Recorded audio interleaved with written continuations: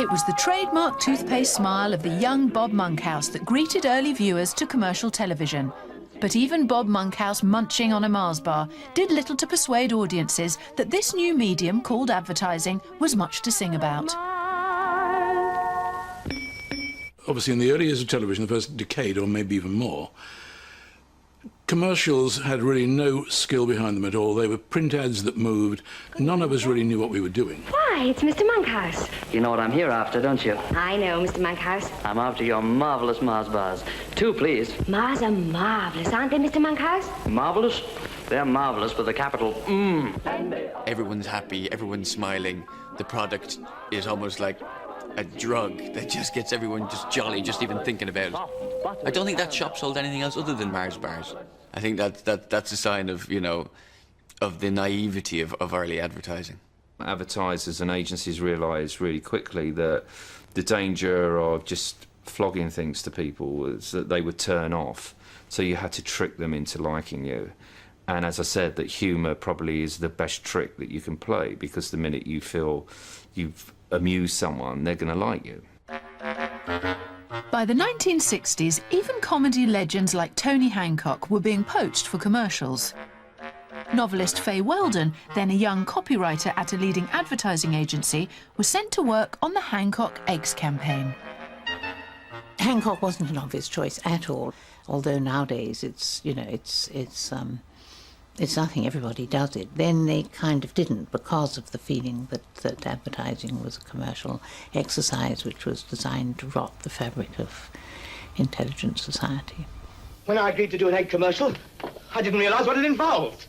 And then the Tony Hancock eggs ads are what you would now call postmodern. They're all about him admitting he's in an ad. He hates the idea that he might have sold out. Eggs are easy. They've been round here. They've taken over. He was talking directly to the camera. It's all very much ideas which are associated with now and with postmodernism, and there he was doing it in the 60s. It's the fact that it was funny and it was clever. Of course it made him feel better about doing it, because he didn't mind delivering the lines. What he didn't like, because, you know, they were okay lines to deliver and he could do it. But what he didn't like was the sense, was indeed what he said, or what we made him say, because it was what he was moaning around the studio saying, was that I've been bought. Eggs are full of protein. I sold my soul. I've been bought. They were getting actually rather good money, which I think was a significant factor. And the fact that, and they're there, you know, their faces on the box all the time. It's actually quite good for a lot of careers. And so I think it went from being like rather vulgar, you know, cheap thing to do to actually flog a product.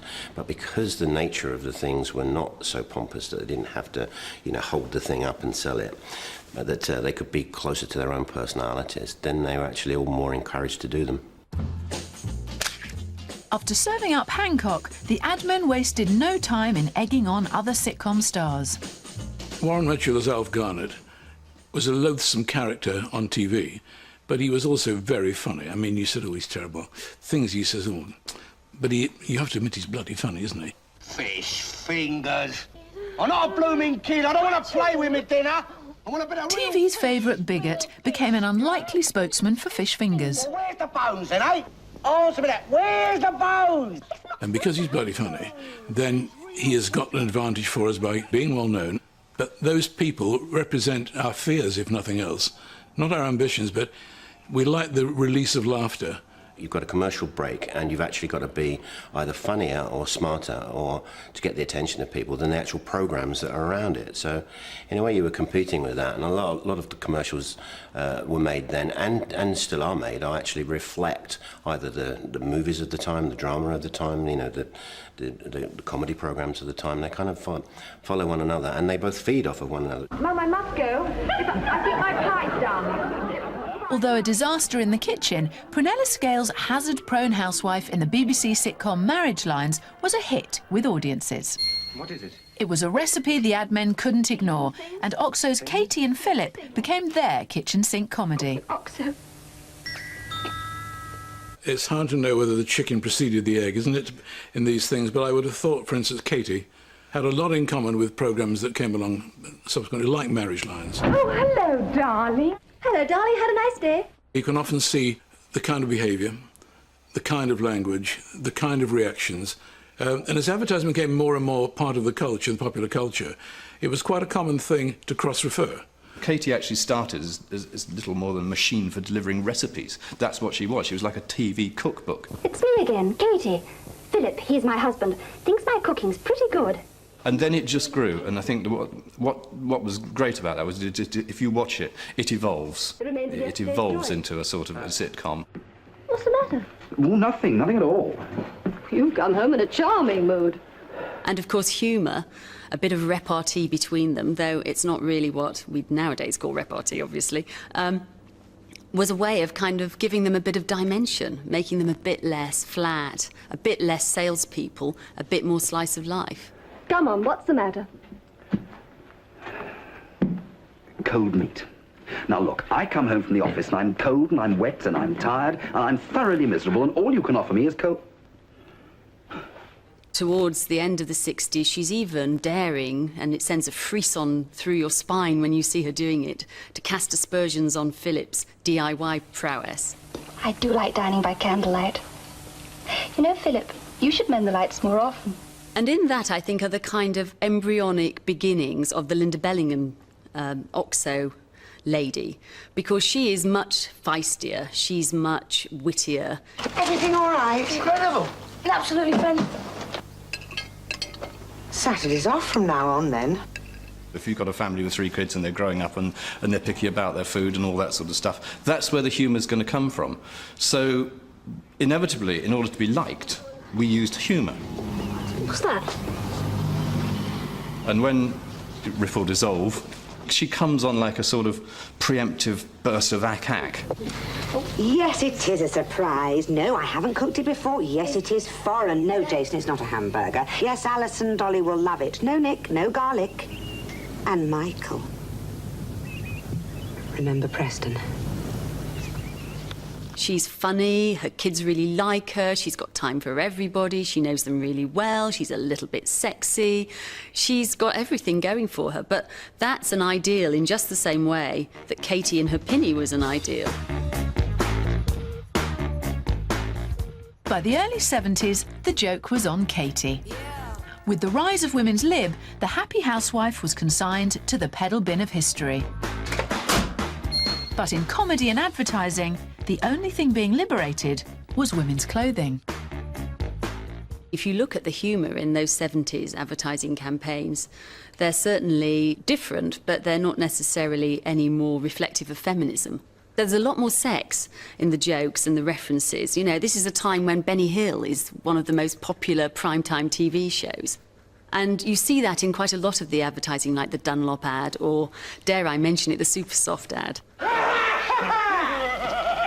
Those Vikings again, pillaging, plundering, running amok. The Supersoft Viking advert is just amazing because basically it's about rape, which is one of those things that it was hilarious in the 70s apparently. Prepare yourselves, our leader said. I have. It's very weird, you've got a sort of Viking kind of setting, but then a very 70s, the most 70s looking woman ever. There's one for every kind of hair, but I'm not letting on to the other girls. Well, in times like these, it's every girl for herself, isn't it? Well, that just says if you wash your hair with this shampoo, some hunk will come and carry you off. You want it. Good. I mean, I don't think we can read anything terribly significant into it. I don't suppose you'd do it now because people would get terribly worried and say you were encouraging sexual assault or something, or making it seem that this was men's function and this was women's function, so you sort of wouldn't do it now. At the time, it was just women's way of getting together with men. Even June Whitfield, sitcom's favourite middle-class housewife, was given a little va-va-voom. Inconceivable. Some ladies bake a bird's eye pie and say it is their own. Well, it tastes like homemade. I do like the June Whitfield ads. There's 4 where June Whitfield does kind of various different characters, and they're just superb.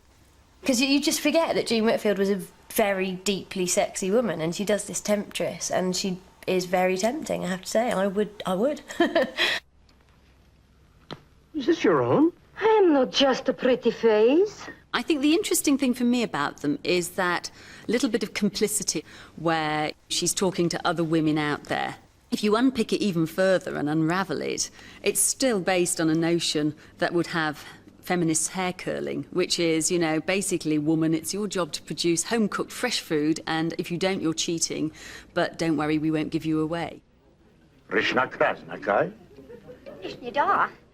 Funnily enough, when we first started, actually, it was quite hard to persuade people to use comedy. In a way, a lot of clients thought that you were denigrating their product. That's shame, really. She was a fine old ship. I remember I did quite a famous film for Coburn's Port, which was a shipwreck which ran for ages. And, you know, before that it had been sold in a very sort of starchy, you know, posh kind of way. Davis only had time to bring the port. That's my after-dinner tipple, but what about the rest of you? And I come along and take the mickey out of it. Cockburns, is it? Cockburns. Cockburns. Very good. Oh, you mean Coburns. The great difficulty was not just to be funnier than the programmes around it or the film that it was interrupting, but actually to be the funniest commercial in the break. And therefore it actually became quite competitive in order for your commercial to stand out, in order for the product that you were selling to stand out. That's just what Parker succeeded in doing with a certain well-known drinks ad. The inspired, if unlikely, pairing of TV's seediest landlord with soap opera's best-known diva produced one of the funniest campaigns of all time. I think advertising always takes its cues from the culture around us, and whatever are the current cultural trends it will pick up on, and it will assimilate and adapt to its own purposes. And during the 70s and 80s, of course, the dominant sort of model for comedy advertising was the sitcom, and usually it was a married couple, and they were usually middle class and middle-aged. And I think the Leonard Rossiter and Joan Collins characters sort of took that on. Well, gin. That's Vincenzo's. Oh, some local brew, is it? It was kind of based in that sitcom tradition, except that, of course, what was quite interesting about those was that they weren't an established comedy couple beforehand. It was established just for the advertising. Hello. Melissa, darling, you're early. Would you like a ginzano? No, thank you. I've just had one. It was a terrible script, and I went round to Leonard Rossiter's house, I remember, to talk to him about it, to see if we can try and make it a bit funnier. And he did the old musical gag, which was like, you know, a glass in his hand, looking at his watch, and he spills the drink. And that, we did the first commercial on that, of course, and then it was Joan Collins, and because it was Joan, and the whole pomposity of making someone like Joan wet was its own kind of humour. Gracias. And then suddenly, the spilling part of the thing became the actual, you know, the whole reason to make many more commercials. Can't you just smell those Italian wines, suffused with herbs and spices from four continents? Why, being boring. Oh, sorry. Sorry. Getting your head down, sweetie. Jolly good idea. As Britain entered the money-mad 80s, Cinzano was out and Champers was in. Yuppies and posh totty became the new targets for comedians and sitcoms like Only Fools and Horses. Naturally, the ad men weren't far behind. The water in Mallorca doesn't taste like what it ought to. Everything was to really taking the piss out of the toffs. I mean, that was really what we came into, because advertising at that time was full of a lot of kind of slightly working class heroes, and it was our chance to kind of crush that section of society. Well, I think the Heineken Mallorca ad is very much of its time, because it came about in a time where you had Thatcherite Britain, you had East End wide boys making good in the city, also the classic Sloane Ranger with the pearls and the upturned collar, desperately trying to sound not quite so posh. The water in Mallorca doesn't taste quite how it should. Mallorca? Mallorca? Originally, it was the rain in Spain stays mainly on the plain. But because Rodgers and Hammerstein or someone like that said there was no way that we could use those lyrics, and because of that, we then came up with The Water in Majorca, which obviously was a much funnier idea. So sometimes by not being allowed to use something, the humour goes up tenfold because you have to work harder and think of a way around it. Get your laughing gear in there. Oh, golly.